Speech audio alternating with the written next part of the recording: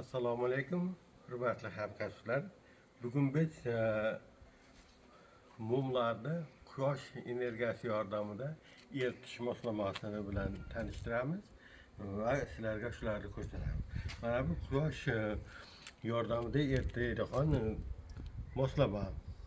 Bu uzunluğu 1,25 santimetr, 125 santimetr, eni 65 santimetr.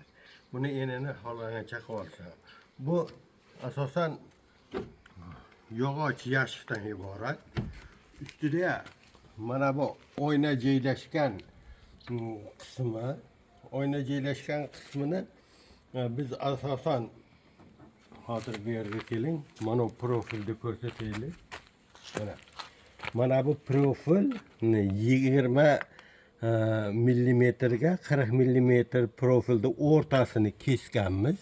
Kesib buni ichiga rezinka qo'yib, uni nimasidan mana bu tomonidan, mana bu yog'iga o'ting. Mana bu yerdan oyna kiradigan qilganmiz. Oyna kirib shu quyosh nurini o'tkazadi.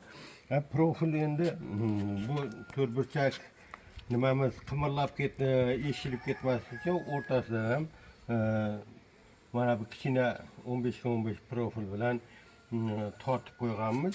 Ichki tomonidan xuddi shu yerdan mana ko'ringlar, xuddi mana bunaqa bikir bo'lish uchun bu yog'i ham shunday moslama qilib qo'yganmiz.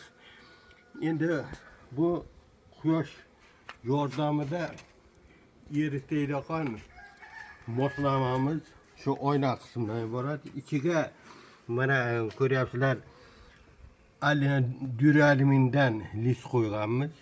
Duralumindan lisga etaklariga teshik teshganmiz. Mana mum erigan mumlar shu teshikdan tushadi. Bu issiq hozir ko'tarib ko'rsatamiz. Bu lisni tagida mana bu qismida izolyatsiya qilingan va mana bu yerda mum oqib tushganda to'planadigan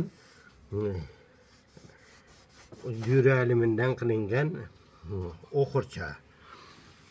Xuddi mana shu moslamamizda bu duralumin pastga tushib ketmasligi uchun mana bu yerda teshikcha qilib mahkamlab qo'yganmiz. Bitta va busi ikkinchisi mana. Endi sizlarga olib ko'rsatay desam juda issiq ekan. Isib ketadi. Bu parnikoviy effekt bo'yicha o'zi 105 gradusgacha harorati ko'tariladi.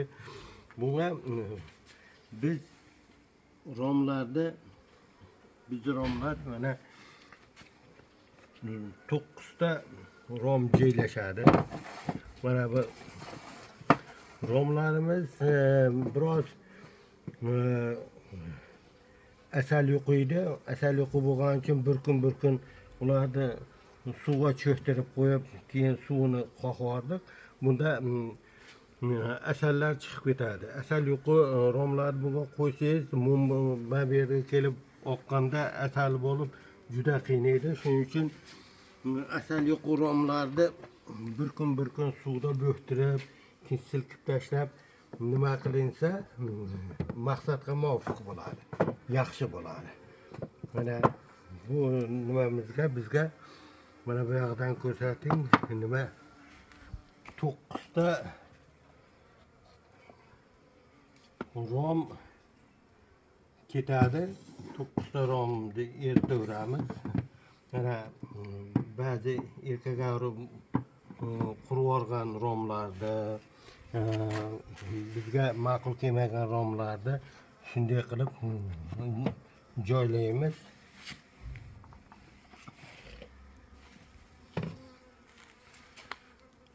Mana azizlar, mana 9 ta rom joylandi. Keyin shunday qilib bu qismni bekitib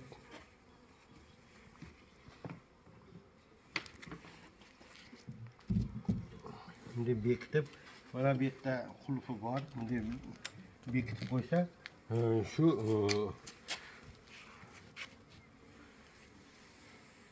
quyosh nurida mum eritadigan moslamasi ish holati keladi. Bahor kunlari, yoz fasllarida buni bir kunda biz 3 marta almashtiramiz.